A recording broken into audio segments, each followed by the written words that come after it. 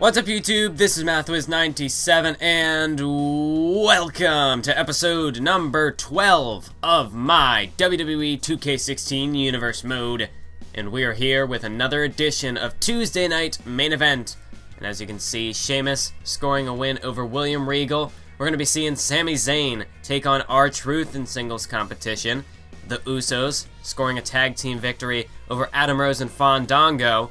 And in the main event, the Ayatollah of rock and Rolla, Chris Jericho, is going to be going one-on-one with Superman himself, John Cena. But before we get to that, we have our opening contest for this evening. And here he is, the one-man rock band, Heath Slater. My man, Heath Slater, making his way down to the ring, set for singles competition tonight. And I gotta say, Heath Slater, he looks to be in phenomenal shape right now, folks. We have, Slater, he's been on really a very, very, very, very long losing streak for quite some time. But I think Heath Slater, his luck could be about to turn around. I think this could be the year of Heath Slater. I mean, Heath Slater, he is, really a very underrated talent in that ring. And there are a lot of superstars here in Universe Mode that haven't really been given the opportunities that they deserve. Another man I can think of being Damien, Sandow. Really talented superstars who just haven't been given that shot. But I think this could perhaps be the time for Slater to earn that opportunity. And here are a couple of guys who really have... By the way, I know people are going to be like, oh my god, he's Sandow, he's got the Mizdow attire, what are you doing? Yes, I kind of forgot that he's Damien Mizdow in this game. So next time you see Sandow, he's going to have the proper in-ring gear. My apologies for forgetting that detail. We'll get that fixed, and he'll be good to go next time. But still, I mean, look at those sunglasses. Sandow, he's styling, man. He's got to have that look at least once. I mean, just the sunglasses alone. I mean, maybe he should keep those. I mean, really looks pretty cool. But back to the match at hand, as Curtis Axel, right out of the gate, takes Slater down with a swinging neck breaker. So yes, SummerSlam, it is approaching, and we've got a big match card for SummerSlam. We got a lot set to take place at that event, and we know that there's going to be not only a United States Championship Open Challenge, but as well as that, there will be an Intercontinental Championship Open Challenge. So, superstars like Heath Slater, Damien Sandow, Curtis Axel could perhaps be, preparing themselves for one of those two championship matches, because it's a pay-per-view, so really, anybody can answer either challenge. And you never know what to expect, and that's what SummerSlam, that's one thing we can look forward to at SummerSlam, is unpredictability. Those two matches especially are going to be certainly unpredictable. As Curtis Axel with a DDT right there, spiking Slater's skull into the mat. So Curtis Axel, right off the bat, you can see he's feeling the energy from the WWE Universe. Taking the fight to Heath Slater here. Sandow, of course, at ringside. These two men forming a tag team, and they don't really have a name, but I'm not sure if they really need one. I mean, we've had teams like Cesaro and Kid in the real WWE who just kind of use their names. I feel like Axel and Sandow has a nice ring to it. I really don't think there needs to be much of a change there. But as we see here, cover by Axel, 1, 2, 3, no, kick out by Slater at 2 count. But, I mean, really, that STO into that second turnbuckle, a vicious move there by Curtis Axel.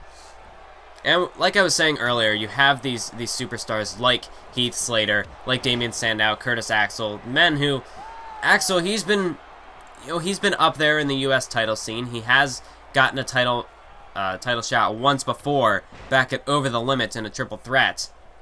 And Axel, he's put himself on pay-per-views in the past, but still, he hasn't quite been able to grasp that brass ring. It's just been so narrowly out of his reach that he just hasn't quite been able to get there. But, perhaps pairing up with Damien Sandow, another man who really just hasn't been given the opportunities that he feels he deserves, this could be a good alliance for both of these men. Perhaps a way to get them, at least in some capacity, secure themselves a place on the match card. And that's what a lot of these superstars struggle with and have struggled with in the past, is finding a way to be on the shows week in, week out, competing in that ring to try to progress themselves forward in the WWE.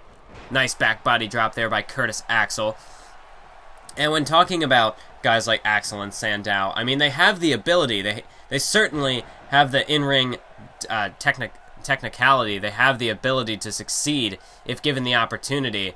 But it's just that, you know, circumstances haven't quite aligned to their benefit. But perhaps, like I said, combining their abilities perhaps could get themselves a tag title shot in the future. Look at this. Perfect plex by Curtis Axel. Hooks the leg. 2, 3. There it is, folks. Curtis Axel paying homage to his father, Mr. Perfect, with that perfect plex. And quite honestly, he nailed that move to perfection. Perhaps even better than perfect, as Curtis Axel would say. But a big victory tonight for Curtis Axel. Like I said, these two men looking to try to go for those tag team titles. A victory over Slater tonight could be a good way to, you know, boost their momentum, boost their standings in the division.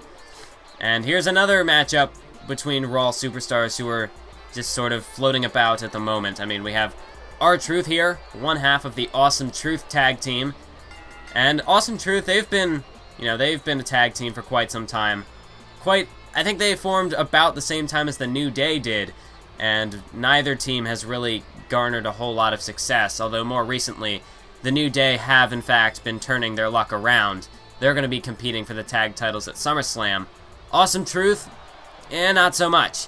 And that's ironic, because when the two teams faced off on the Elimination Chamber pre-show, which actually has been blocked in a few countries for copyright, so just a warning for anyone who might want to use Sting's entrance. Try to, I would say, edit out that entrance video beforehand, kind of like what the Bray Wyatt thing is, because I got copyrighted for that. And maybe it's a bit different now that it's in the game, but last year I added it in, and boom, copyright, and it only is getting worse. So luckily it wasn't on a super major video, it was just the pre-show. But yeah, fair warning for that Sting entrance video. Might get copyrighted for it. Probably will. Just giving the heads up out there. So it's kind of like, you know, now that happened, I've been very careful with using a Bray Wyatt entrance video, or really any entrance sort of video where it's kind of the interruption thing. Might have to make my own sort of custom ones for said superstars. But to focus back on the topic at hand, less on, you know, that little tangent. It was just sort of a tidbit of information. Actually, while I'm on a tangent, I want to pose an idea for you. Down in the comment section, let me know what you would think of this idea. But I was perhaps thinking about making a video for, like, what if ideas in universe mode, or ideas that I had, that whether it was the video game, back when I did like simulations, whether you know, plans that I originally had, how they got changed, or certain ideas I came up with that in the end I just didn't, you know, stick with for universe mode, like, you know, sort of fun facts, or, you know, like booking ideas that didn't really happen, that could have happened but didn't, or, you know, something along those lines. I don't exactly have a title for it yet, but, you know, basically things in universe mode, sort of behind the scenes, sort of tidbits of information. Make a video, something like that, maybe like five universe mode facts, or something like that. If that would be something you'd be interested in seeing, let me know down in the comment section below. I've been thinking about it for quite a while. I've been giving it some thoughts, but I'm not exactly sure whether I should make a video like that, or how I would go about doing it. So if you like the idea, this is just sort of a way to kind of gauge the audience, see what people think, or if you don't like the idea, then I won't do it, and it's that simple. So let me know down in the comments what you would think of perhaps a video like that. You know, it's just sort of a information, like fun facts sort of thing. I don't know if they're exactly facts. Like, I don't really know what to title it. Maybe you guys have some ideas. But to focus back on the match at hand, as I was saying earlier, Awesome Truth, they defeated the New Day on the Elimination Chamber pre-show, so it seemed as though Awesome Truth was headed in the right direction. But, you know, fast forward now on the eve of SummerSlam, and Awesome Truth, they're kind of stuck in a rut. Whereas the New Day, they're pursuing the tag team titles. So really, I mean, again, I mentioned the U.S. and the Intercontinental Championship Open challenges for SummerSlam. Perhaps an opportunity for The Miz, R-Truth, or Sami Zayn as well. Perhaps an opportunity for them to go after that title, try to get themselves on the big pay-per-view scene, get themselves some spotlight. Although Sami Zayn has competed on pay-per-view once before, back at Payback, where he faced off in a no contest against Corey Graves. Zayn, of course, earlier this month did get his redemption against Corey Graves, but now Sami Zayn, he's just got to find that spot on the roster. He's got to find a place that sticks for him if he's going to go after the U.S. title. You know, with all these open challenges, certainly Sami Zayn could throw his name in the hat, throw himself in the mix. But Sami Zayn at the moment doesn't have really much going for him right now. He's just sort of waiting for that next opportunity. And that's, you know, a lot of superstars are going to be in that position because you can only have so many matches on the card. Not everybody's going to get featured week in, week out. This is not a 3-hour Raw show where, you know, anybody can get on the card, and, you know, really, it's really difficult to get on the match card week in, week out. And if you have a championship, you really have secured that spot on the roster. As R-Truth just nailed a beautiful suplex jawbreaker into the cover. 2. No. Sami Zayn kicks out just before the 3 count. And that was certainly a close call for Sami Zayn. R-Truth going off the ropes, building up a... Oh, counter. Counter by Sami Zayn. Truth was building up a full head of steam. And now it's Sami Zayn going on the attack with a blue thunder bomb. Hooks the leg. 2. 3. No. R-Truth just able to power himself off the mat just a split second before the 3 count. And now Truth back to his feet. Sami Zayn takes him down. Oh, look at this! Look at this! A Koji clutch!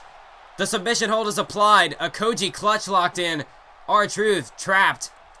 And he's got nowhere to go. R-Truth forced to tap out to the Koji clutch. Sami Zayn gets yet another victory here tonight on Main Event. And Sami Zayn, really, there's a lot. This is a very talented superstar we're looking at right here. A future world champ in the making. I mean, he can bust out the high-flying moves, and then as well as that, he can balance it out with technical submission moves like that Koji clutch. Devastating. Sami Zayn, you never know what to expect from this man. But you can expect greatness. That is one thing you can count on whenever Sami Zayn hits the ring. As now we're going to move on to the main event, the match that you've been waiting for this episode. Chris Jericho, the man of 1,004 holds, the Ayatollah of rock and Rolla. Chris Jericho making his way down to the ring as the lights go out. He's set to take on John Cena here tonight. And, I mean, both of those men, really. John Cena, he's coming off of his loss at Money in the Bank when he faced CM Punk for the WWE Championship, in what could perhaps, you know, many have thought that could be Match of the Year candidate, perhaps, you know, Match of the Year. And really, Punk and Cena, they tore the house down at Money in the Bank, but still, in the end, John Cena came up short, and now it's back to the drawing board. He's going to have to really, you know, get back on the grind. He's going to have to keep picking up those wins if he wants to get another shot at the WWE Championship. And then we've got Chris Jericho, who, really, Jericho has been struggling on SmackDown as of late. I mean, heading into Money in the Bank, he was competing to try to earn a shot at the Intercontinental title. He was pinned by Tyson Kidd in a triple threat, and Tyson Kidd went on to face Titus O'Neil. Jericho, I mean, the last time he competed on pay-per-view, wow, I don't think he's been on pay-per-view since the Elimination Chamber. And that just goes to show that Chris Jericho has really fallen from, you know, the high point that he had once reached in Universe mode. I mean, take it back to Survivor Series of last year, Jericho was in the mix for the World Heavyweight Championship. He was in the triple threat match at Survivor Series against Mark Henry and Sheamus. And, you know, it's really just all these superstars coming over to SmackDown from the WWE draft, bringing in guys like John Cena and Roman Reigns and, you know, the New Day, just all these superstars who were coming in from Monday Night Raw and really just taking over the roster. I mean, we've seen Sheamus and Barrett, they stepped up as well, trying to stop this whole Raw takeover from happening. CM Punk, I mean, the World Champions changed hands. That really threw a whole, it just really threw the whole sort of status quo on its head. But, you know, now certain superstars have been able to adapt, and others have really just kind of been lost in the shuffle. Chris Jericho, Randy Orton, I mean, these guys who at one point were competing for the world title have really just sort of fallen out of the mix. You know, they've kind of been left behind with this whole new transition. These new superstars coming over to the show. John Cena, one of those Raw superstars, making the transition. And it took him a little while to really get going. But, you know, it took him a couple months to really get into the whole SmackDown scene. But then, you know, he started to get on track. And then at Payback, he defeated Mark Henry to become #1 contender. And really, he really pushed himself to the top. Just kind of letting everybody on SmackDown know that, you know, John Cena still got it. He hasn't lost a step just because he's made this transition over to the blue brand. And John Cena is still one of the best in the WWE today. And he proved that again at Money in the Bank, putting on that stellar match against CM Punk. As now John Cena taking Jericho over to the ropes. Jericho went for a clothesline. Cena ducks underneath. Oh my, what a huge clothesline there by John Cena. Nearly knocked Jericho out of his boots. And Cena now picking Jericho up to his feet. Beautiful drop kick from Cena, taking down Jericho. And if any, you know, this is a matchup, really important match for both of these two men. John Cena, a good way for him to bounce back from the loss after, you know, the loss at Money in the Bank. Cena, we haven't seen him since Money in the Bank, so this is his first match back. And then we have Chris Jericho, who, like I said, has really been in a rut. He just hasn't been able to find a foothold on SmackDown, but perhaps a victory over John Cena would do the trick. Get him back in the picture as Cena with a sit-out powerbomb. Not a 3 count, though, as Jericho just able to get the shoulders up off the mat just in the nick of time. John Cena now looking for a vertical suplex, countered by Jericho. Jericho able to fight his way out. And now a Northern Lights suplex from Jericho into the bridge. 2 counts. No, Cena gets the shoulder up. John Cena just able to keep himself alive in this matchup. As Jericho now striking away at the face of John Cena. Chris Jericho, he's going to back Cena into the corner. And Jericho now tossing Cena out through the ropes. Cena able to hang on. But look at Jericho! Jericho! A springboard triangle drop kick. And Cena sent sprawling out to the floor. And Jericho now up on the apron. Cena, though! Cena grabbed the foot, and he swept Jericho's feet out from underneath him. And Jericho crashing. Oh, but now Cena crashing into the LED board right there.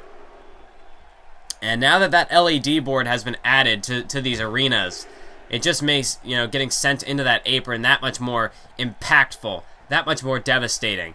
And, you know, the LED board, putting that there definitely, you know, it's a good way to sort of move into the new generation where technology is really taking over. But still, that is definitely a weapon that these superstars can use. It's a bit different than slamming somebody at one point. You know, I guess it was steel under there, and then the apron, the ropes there, or not the rope, what am I talking about?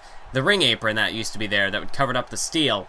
But now that there's that LED board, it's just an obvious target to just throw somebody into that and really inflict some damage. And, you know, if the wiring perhaps isn't, you know, if there's something messed up in the technical side of things, somebody could get electrocuted.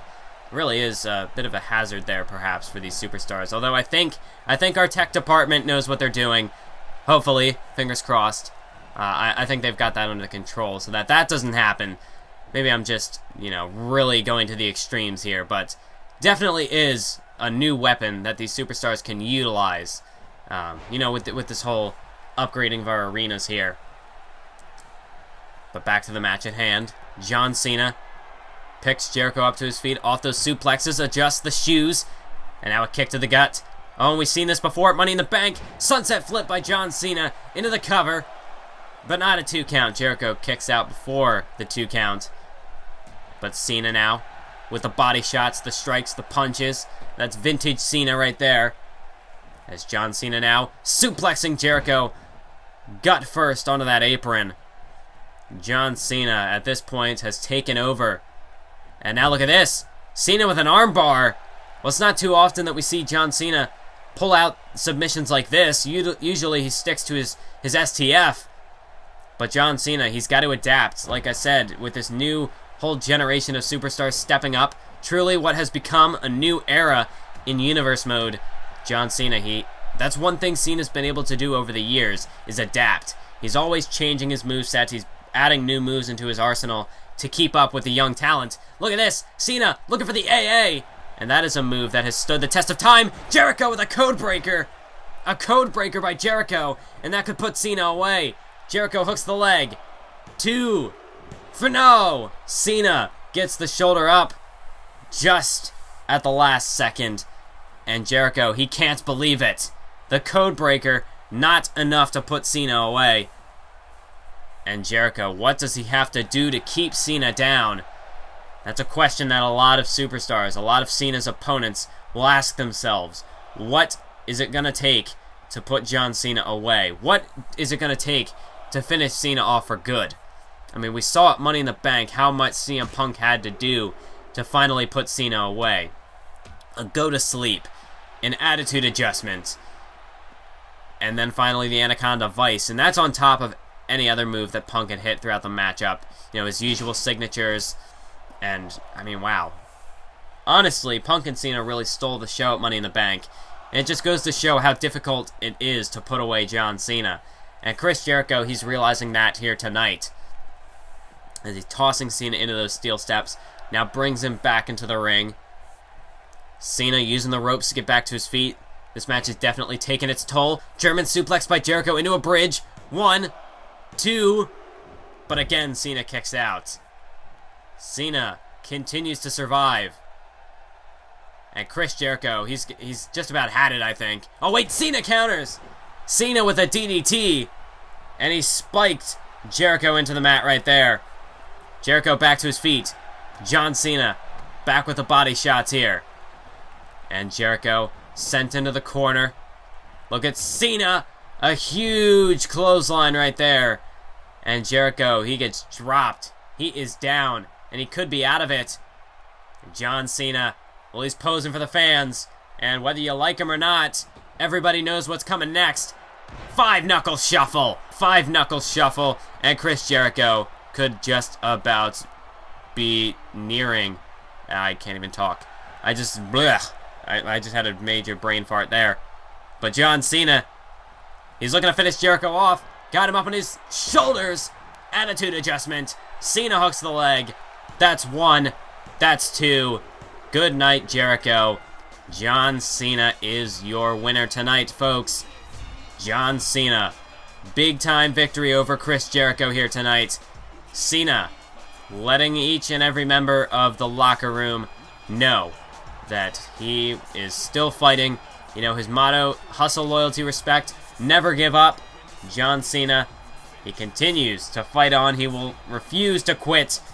And, you know, with that kind of attitude, eventually John Cena, I think it's only a matter of time until he gets himself back into the WWE Championship title picture. He might be off the SummerSlam card, but I don't know if we're going to expect to see that from Cena too long. He's right back on track. Ladies and gentlemen, thank you all for watching this episode of Universe Mode. And until the next one, as I always say, keep on YouTubing.